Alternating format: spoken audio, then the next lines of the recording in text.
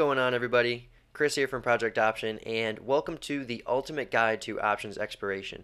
So in this guide, we're going to talk about what expiration is, what calls and puts expire to at expiration, and how you might go about choosing an expiration. So some considerations to keep in mind when you're choosing an expiration to trade in. So what is expiration? Expiration is the date in which an option ceases to trade in the market and settles to its final value. So options that are in the money at expiration will expire to long or short shares, depending on if that option is a call or put. And out of the money options will expire completely worthless and just disappear from your account.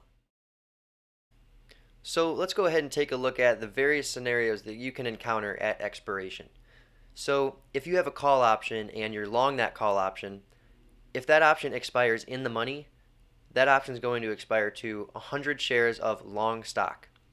Now, if you're short a call that is in the money at expiration, that option will expire to negative 100 shares, which is a short stock position of 100 shares.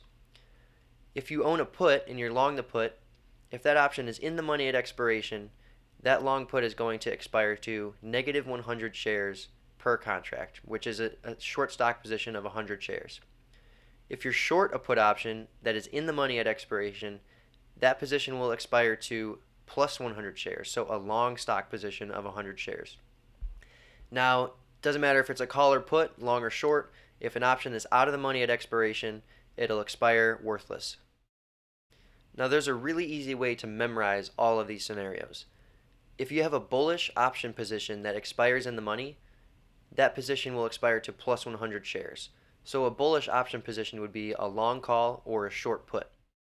Now, on the other hand, if you have a bearish option position that expires in the money, that position will expire to negative 100 shares of stock, which is a short stock position of 100 shares. And like we discussed before, if an option expires out of the money, it'll expire worthless. So now that you know what an expiration is, let's talk about the various expiration types. So the most common one that you'll trade probably 90% of the time is the standard monthly expiration cycle. So standard monthly options expirations occur on the third Friday of each month, which will land between the 15th and the 21st of each month. Now, the monthly expiration cycle on the third Friday of each month is considered to be a standard expiration cycle. Any other expiration cycle that doesn't land on that third Friday of the month is considered to be non-standard. So one of the non-standard expiration types is the weekly expiration cycle, which occurs every Friday except for quarterly expiration weeks. The other non-standard expiration type is the quarterly expiration cycle, which occurs on the final trading day of March, June, September, and December, so the end of each quarter. Now, I will note that if one of these expiration dates falls on a holiday, a market holiday where the markets are closed, then that expiration will be moved up by one trading day.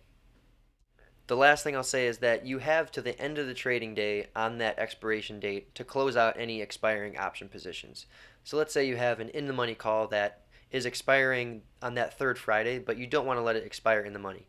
You have till the end of the trading day on that third Friday to close out or roll that option position.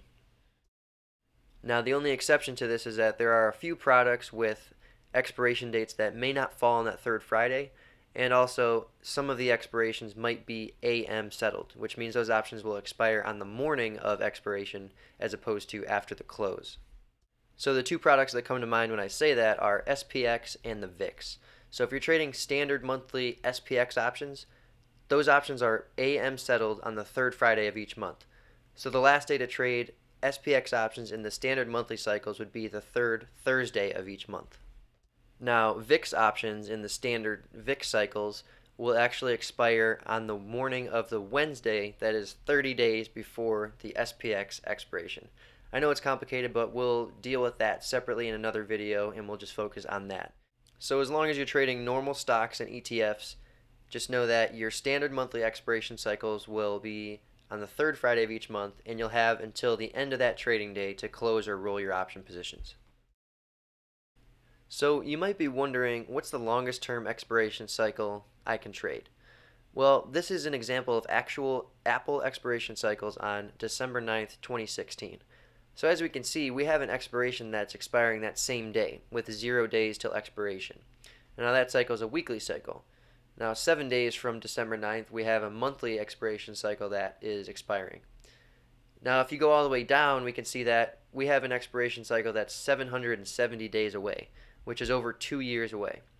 So typically the longest term expiration cycle you'll be able to trade is approximately 2 years away. Lastly, you might notice that most of the short-term expiration cycles are weekly cycles, while the longer-term cycles are standard monthly cycles. And the reason for that is weekly expiration cycles typically aren't listed until they're closer to their actual expiration date. So near-term expirations will probably be dominated by weekly cycles, while longer-term cycles will be mainly standard monthly expiration dates. So with so many expiration cycles to choose from, how do you actually determine which expiration cycle might be best for you to trade in? Well, the first step is to consider your strategy. So most options trades are typically short-term positions.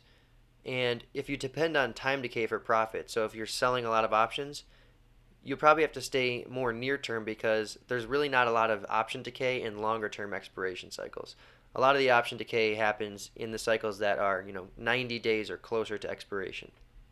The last thing is, if you're using stock replication strategies, so maybe you're buying deep in the money puts or calls, you'll probably want to go into a longer term expiration cycle because you want to minimize the decay of those long options. Now the second thing to consider is the liquidity of the expiration cycle that you're planning to trade. So typically near-term expiration cycles have the most volume and open interest, which just means that the most trading activity takes place in the near-term expiration cycles, and the most amount of open option contracts between two parties are in the near-term expiration cycles. So if we look at the bottom left graph, we're looking at Apple option volume by expiration.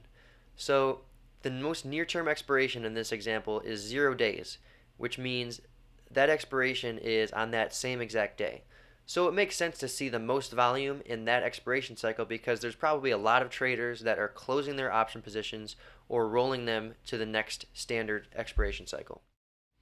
Now if we look at the 7-day and the 42-day standard monthly cycles in the bottom left graph, we can see that those two expiration cycles have the most volume by far.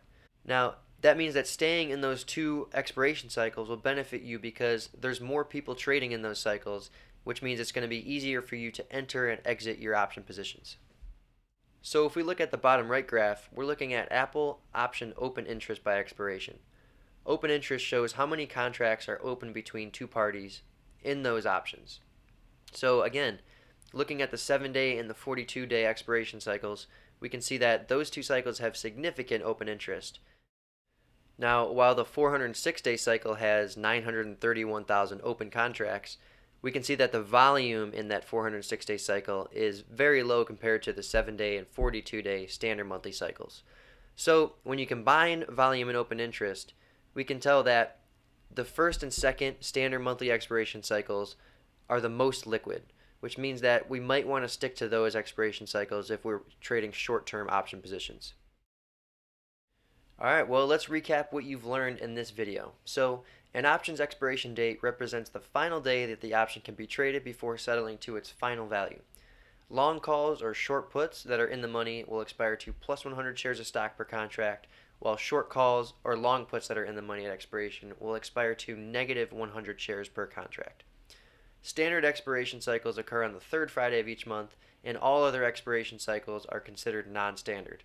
So weekly cycles and quarterly cycles are considered non-standard. Lastly, the expiration cycles with the most liquidity are typically the standard monthly cycles with less than 90 days to expiration.